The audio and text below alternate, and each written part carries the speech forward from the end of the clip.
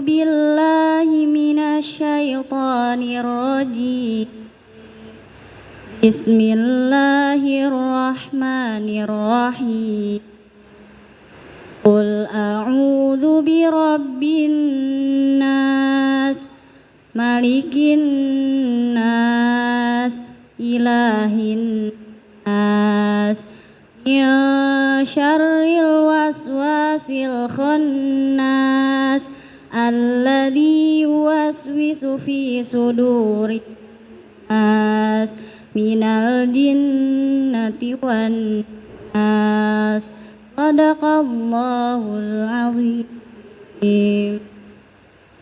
Sadaqallahul azim. Luar biasa. Baik, kita mulai ya. Muti Dila. Oke. Assalamualaikum warahmatullahi wabarakatuh. Alhamdulillahirabbil alamin. Saudaraku semua, Bapak Ibu guru, ayah bunda, serta anak-anak yang di rumah, kita kembali bergabung di podcast Mr. Aditya.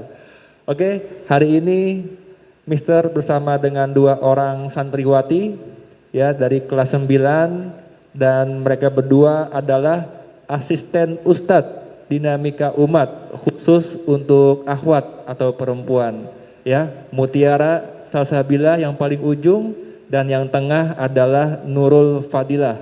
Keduanya dari kelas 9 ya. Baru kelas 9 tapi sudah bisa menjadi asisten Ustadz atau asus untuk membimbing bacaan Al-Quran adik kelasnya sekaligus untuk membimbing tahfiz ya. Luar biasa, ini sebuah prestasi. Nah, hari ini kita akan coba bincang-bincang dengan Dilah dan Muti ya terkait tentang kegiatan di asrama Dinamika Umat sekaligus bagaimana sih cerita awalnya bisa ditunjuk sebagai asus atau asisten Ustadz. Nah, gitu ya. Oke, yang pertama Dilah dan Muti ya. Sebelumnya mungkin yang di rumah pengen tahu anak-anak ya.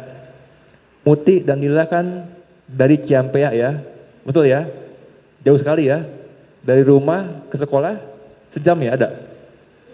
Sejam ya, dari Ciampea sekolah ke rumah sejam. Dan Muti Dilah di asrama. Muti Dilah dari mana awal tahu ada sekolah Dinamika Umat di sini?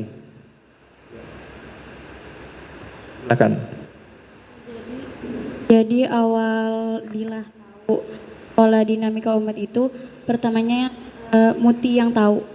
Jadi katanya Muti itu kan punya saudara ya di Nagrog tuh. Di Nagrog. Iya. Ya.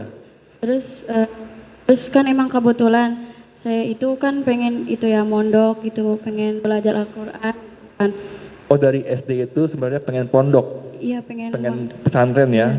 Iya. Terus setelah itu Muti ngasih tahu kalau ada pesantren gitu kan di Nagrog gitu kan ya, di Parung. Terus nanya kan pesantren apa, terus Dinamika Umat. Nah terus pas kita kesini itu ternyata kayak boarding school gitu, boarding school, ya. Bukan pondok gitu kan. Tapi bersyukur sih bisa sekolah di Dinamika Umat. Ya, oke. Oh gitu ya. Jadi awalnya dikira ini pondok ya, tapi ternyata boarding school. Iya, Ustaz. Tapi nggak jauh beda kan? Iya, nggak jauh beda. Ya, nggak jauh beda ya. Oke, Muti, kalau Muti memang awalnya juga pengen pondok. Iya, pengen pondok juga. Pengen pondok. Iya, Ustaz. Tapi memang awalnya itu pengen pondoknya memang jauh atau memang yang dekat? Jadi sebelumnya Muti itu nyari pondok pesantren. Waktu itu tuh dapat di Darun Najah di Jasinga. Di mana? Di Jasinga. Darun Najah Jasinga. Darun Najah Jasinga sebelumnya. Oh, terus? Terus akhirnya Muti juga kan Muti dulu yang nyoba tuh untuk tes seleksi ke sana gelombang pertama. Nanti kalau misalkan Muti udah lulus, Muti kasih tahu ke Dila kan dulu sama Kiki juga tuh. Iya. Terus akhirnya Muti itu waktu itu di tesnya itu nginep 3 hari 3 malam. Di sana? Iya, di sana. Di tesnya itu surat Al-Maryam, satu harinya satu kaca. Surat Maryam? Iya, 1 hari 1 kaca. Tahfiznya? Iya, tahfiznya. Oh gitu. Di situ itu beasiswa, tapi syarat juga sama, harus menghafal Quran. Tapi di situ 1 tahunnya 6 juz. 1 tahun 6 juz? Iya. Di Darun Najah? Iya, di Darun Najah Jasinga. Hari pertama dites lancar, hari kedua lancar, pas hari ketiga sebelum zuhur itu ada kejadian bahwa di pondok pesantren anak itu ada kebakaran. Jadi di situ tuh ternyata ada apa itu lari-lari gitu santri-santri gitu. Pas dilihat itu kebakaran pondok pesantren yang Putra. Yang Putra? Iya yang Putra. Itu akibat dari main korek api gitu, kasurnya jadi kebakar gitu. Oh, pesantren yang Putra kebakaran. Iya kebakaran. Dari main api awalnya. Iya. Masya Allah. Lalu juga kan Muti itu tafiznya masih tajwidnya belum bisa benar gitu, panjang pendeknya masih salah. Jadi akhirnya pas malam pengumuman itu Muti nggak lulus dari seksi itu. Oh, nggak lulus? Nggak lulus, di situ sedih banget. Terus berusaha nyari pesantren yang lain lagi, terus akhirnya datang ke sekolah bilang ke teman-teman kalau Muti itu nggak lulus. Tapi gimana, kalian mau tetap nyoba gelombang kedua apa enggak? Ternyata enggak, jadi tidak mencoba. Terus Muti punya saudara kan di Nagrog. Terus nanya-nanya ada pondok pesantren Tafiz gak yang gratis beasiswa itu. Terus katanya ada, cuman di Nabi Umat kata. Terus dia setelah itu Muti cari pesantren yang Tafiz juga. Iya, Tafiz juga. Dikira juga di sini pondok pesantren, tapi ternyata setelah mendalam ternyata ini boarding school gitu, asrama. Syaratnya juga sama, ngafal Quran, mau bersungguh-sungguh. Akhirnya di sini juga nyoba tes seleksi gitu sama Dila sama Kiki waktu itu bertiga. Dan akhirnya di sini keterima, alhamdulillah. Alhamdulillah ya, akhirnya keterima ya. Sampai sekarang berarti sudah ada 3 tahun ya, 3 tahun kurang di sini ya. Alhamdulillah. Lalu Dila dan Muti ini awalnya di SD sekelas? Enggak sih, beda kelas. Beda kelas. Iya. Namanya SD apa? Oh, MI. Iya. Namanya? MI Nurul Hidayah. MI Nurul Hidayah di Ciampea. Oh, Cibungbulang. Iya. Oh, beda kelas ya? Iya, Beda kelas. Pas kesini sekelas. Iya. Oh, sekelas. Oke. Luar biasa. Jadi pada awalnya memang Dila dan Muti ini memang ingin sekali di pesantren ya. Setelah dari SD dan takdir ya, mereka berdua memang harus sekolah di Dinamika Umat. Dan memang luar biasa, bacaan Qur'annya bagus, hafalannya cepat sekali ya gitu ya. Dan sekarang ditunjuk menjadi asisten ustadz.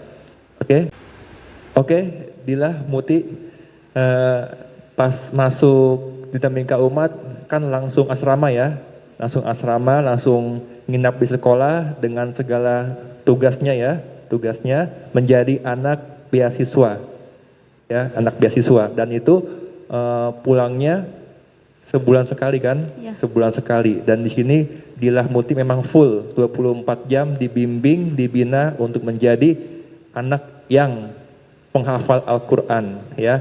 Oke, Muti, Dila, dari awal sampai sekarang mungkin teman-teman di rumah dan juga kita semua yang mendengarkan ingin tahu apa sih manfaat yang dirasakan selama ada di asrama? Dila dulu. Manfaat yang dapat saya ambil di asrama itu pertama lebih bisa belajar Al-Quran, lebih ngerti tajwid, tahsin. Terus di sini juga kan dibimbing adab gitu, adab ke semuanya makhluk Allah gitu kan. Yeah. Itu juga itu sih dapat adab yang bagus dari sini. Terus di sini juga diajar disiplin gitu dalam semua hal, terutama waktu. Karena kan waktu lebih berharga daripada emas. Boys. Jadi di sini tuh kita benar-benar diajar disiplin banget gitu. Disiplin ya, disiplin waktu ya di sini ya. Kalau Muti, apa yang dirasakan, manfaat yang dirasakan? Manfaat yang dapat saya ambil selama di asrama yaitu saya lebih bisa disiplin, bisa tepat waktu. Karena sekarang tuh peraturan emang ada gitu, peraturan dibuat supaya kita teratur.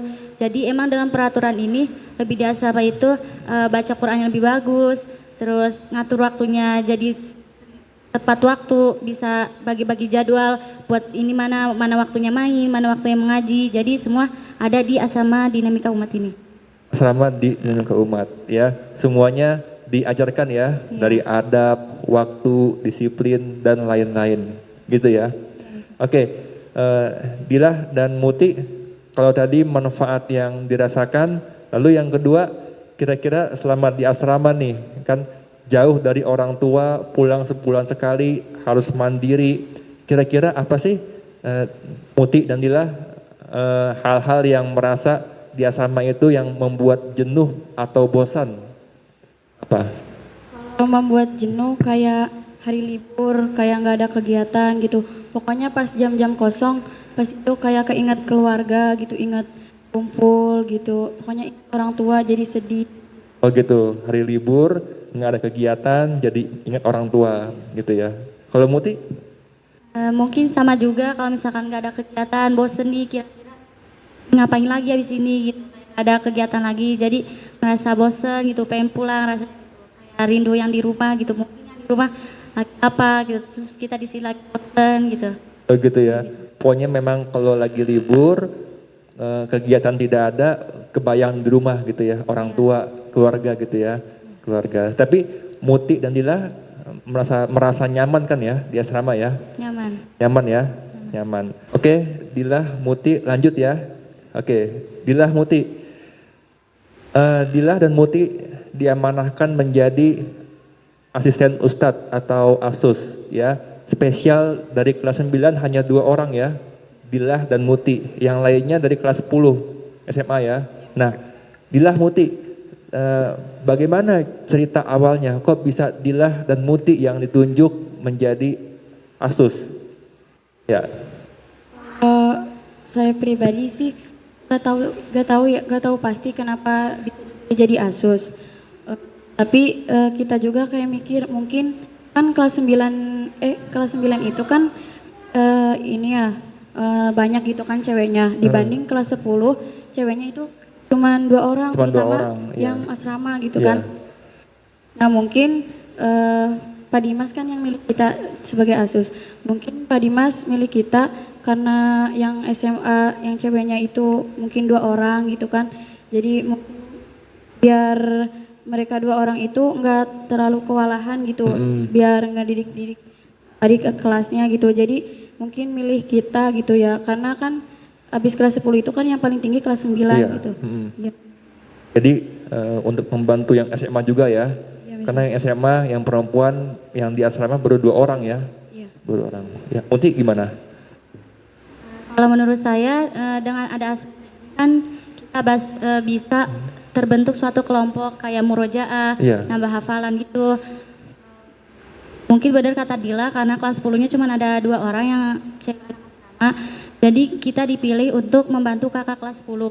Ya. Kan kita itu udah lebih lama belajar tentang tasin, tahfiz. Jadi kita yang membimbing adik-adiknya untuk membaca Qurannya lebih baik lagi, untuk membantu ustadznya juga. Iya, betul. Ya, jadi memang Pak Dimas sebagai guru tahsin ya, tentunya memilih Dila dan Muti tidak sembarangan ya.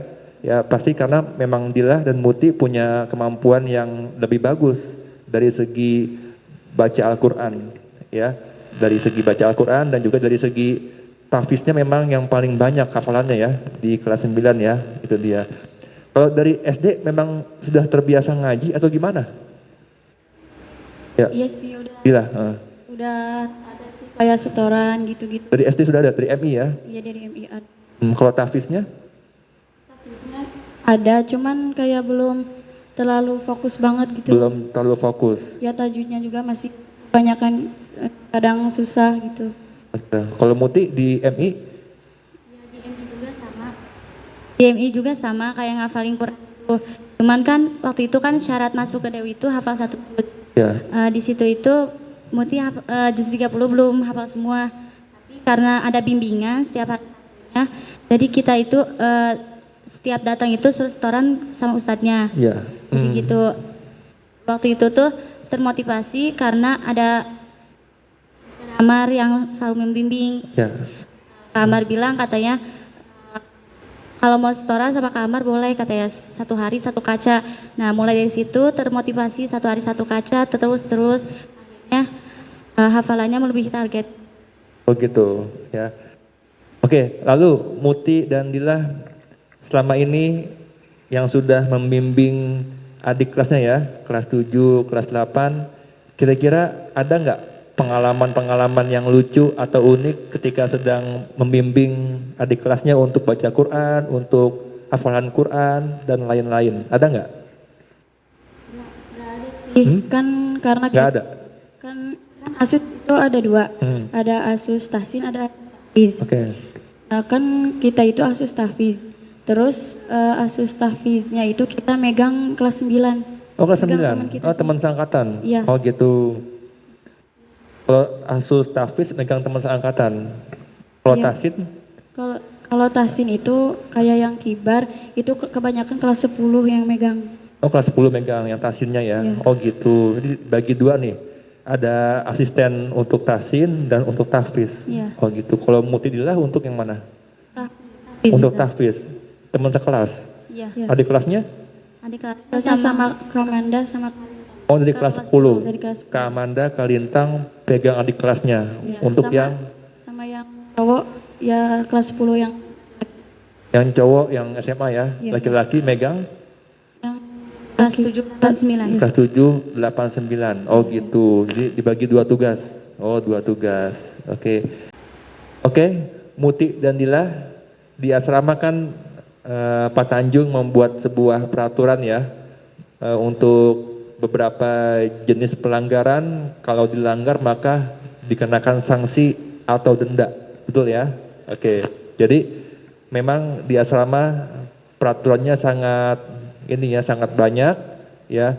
Kalau Muti dan Dila kira-kira apa peraturan yang pernah dilanggar nih? Ya mungkin bisa cerita ke teman-teman di rumah, pernah melanggar apa sih di asrama sehingga didenda? Jadi pelanggaran yang pernah saya langgar yaitu kan peraturannya pulang itu jam setengah 5. Paling cepat pulang jam setengah 5, paling lambat datang ke asrama itu jam setengah 5 juga. Kalau pulang ke rumah itu jam setengah 5, Itu paling paling telat, cepat. paling cepat, Iya. setengah 5 sore ya. Iya. Oke. Kalau datang lagi paling lambat jam setengah 5. Pas datang kembali, Paling pas lambatnya kembali ke sekolah jam setengah 5 juga, Iya. sore. Oke, terus? Kalau bagi yang melewati jam setengah 5 maka itu dikenakan sanksi 1 menit itu 1.000. Oh bagi yang telat ya, bagi Iya, yang bagi yang telat telat. 1 menit 10.000. 1.000. Oh 1.000, 1.000. Oke. Terus? Terus waktu itu kan Muti itu lagi jadwal pulang. Terus waktu pas mau berangkat kembali ke asrama lagi ya, itu ternyata ada hujan gitu Mister. Dan pas gitu akhirnya pas datang ke dinamika umat, Muti terlambat 25 menit dan dikenakan sanksi sebesar 25.000. Nah, oh terlambat karena hujan ya. Oh, itu yang pernah dilakukan ya. Oke, kalau Dila? yang pernah dilakukan itu tidur siang melebihi waktu. Tidur siang melebihi waktu. Jadi- Emang waktunya berapa jam yang dikasih? Setengah jam. Setengah jam. Ya, tapi malah ngelewat waktu gitu. Berdua sih kita tidur gitu kan, tidur siang. Awalnya kita itu ya pengen bangun itu pengen bangun setengah jam. Cuman kan kebablas mungkin ya Iya, Mister. iya. Jadi kita di situ kena denda sebesar 10.000. Oh 10.000 ya. Jadi untuk waktu tidur siang memang dikasih jadwal ya, hari Senin dan Kamis, yaitu saat hari puasa sunnah. Jadi anak asrama dibolehkan untuk tidur siang. Selain itu tidak boleh kan ya? Tidak boleh. Kecuali hari Hari libur. libur. Nah, jadi kalau melebihi setengah jam tidurnya maka didenda ya. Denda. Itulah berarti pernah seperti itu ya. Dan Muti ya pernah ya. Karena emang ngantuk sih ya. Ya memang karena Mister pernah 2 minggu di asrama kan ya. Pernah merasakan di asrama 2 minggu, bangun jam 3:30 ya. Sholat tahajud bareng, luar biasa emang. Sangat luar biasa. Hebat pokoknya anak asrama ini. Ya hebat. Ya. Oke, Dila, Muti, yang terakhir ya. Yang terakhir coba Dila dan Muti memberikan sebuah pesan atau nasihat kepada teman-teman atau adik kelasnya di rumah yang sedang menonton ya. Apa nasihat yang pertama dari Nurul Fadilah? Silakan Dila. Jadi nasihat dari saya tetap semangat, jangan malas karena barang siapa yang bersungguh-sungguh maka dapatlah ia. Jadi semua itu akan bisa kita raih jika kita mau dan ingin berusaha. Apalagi kalau kita pengen banget gitu buat menjadi penghafal Quran, kita harus berjuang, kita harus sabar, kita harus nikmati prosesnya. Jangan pernah buat males-males, itu hilangin rasa malesnya gitu. Mulai dari sekarang harus rajin, semangat, bersungguh-sungguh karena kesuksesan itu penting. Baik, manjada Wajada, wajada. Barang siapa yang bersungguh-sungguh bersungguh-sungguh Dapatlah iya. dapatlah ia. Oke. Dari Mutiara Salsabila, Muti. Silakan Muti. Pesan saya buat teman-teman yang di rumah, tetap semangat. Walaupun masa pandemi ini masih belum berakhir, kita harus tetap semangat untuk meraih cita-cita kita. Sholatnya harus tetap terjaga, adab kepada orang tuanya, rajin membantu orang tua, menghafal Qur'annya semakin ditambah, walaupun kita tidak hanya di sekolah saja menghafal, tapi berusaha untuk tetap menghafal di rumah. Karena Rasulullah pernah bersabda, barang siapa yang hafal 30 juz, insya Allah pasti akan masuk. Barang siapa yang hafal 30 juz, insya Allah akan masuk surga bersama baginda Nabi Muhammad SAW. amin ya rabbal alamin. Oh ya, Mister lupa tanya nih, Dilah dan Muti udah kelas 9, sebentar lagi kan mau lulus nih. Ya, nanti SMA-nya mau di mana nih? Lanjut di sini atau pilih pondok pesantren yang di luar? Coba gimana, Dilah? Masih bingung sih Mister. Masih bingung ya? Ya, tapi niatnya itu pengen masuk SMK. SMK? Ya, cuman antara SMK plus pondok apa SMK aja gitu, masih bingung, masih mikir-mikir. Masih juga. bimbang ya? Iya. Oke, kalau Muti? Kalau Muti insya Allah mau masuk pondok pesantren kitab besar. Pondok pesantren kitab. Karena memang orang tua itu kitab dulu baru lanjut ke Quran. Cuman yang pastinya belum tepat juga, masih bingung entah itu di mananya gitu. Oke. Masih bimbang ya. Mudah-mudahan nanti bisa mendapatkan yang terbaik ya, apakah di sini lagi atau memang keluar gitu ya. Ya mudah-mudahan yang terbaik. Oke, yang di rumah terima kasih ya yang sudah nonton. Dilah makasih ya sudah hadir. Muti makasih ya sudah hadir ya. Ini podcast sekarang jam 5 kurang ya, jam 5 sore ya. Kebetulan Dilah dan Muti jam 5 ini harus standby lagi di masjid ya untuk murojaah Al-Qur'an. Oke, Dilah, Muti makasih banyak ya. Semoga semakin sukses, makin bertambah hafalannya, menjadi seorang hafizah, menjadi kebanggaan guru orang tua, dan mudah-mudahan semua impiannya terwujud. Amin ya rabbal alamin. Ya, kita closing dengan salam ya. Oke, makasih semuanya. Assalamualaikum warahmatullahi wabarakatuh.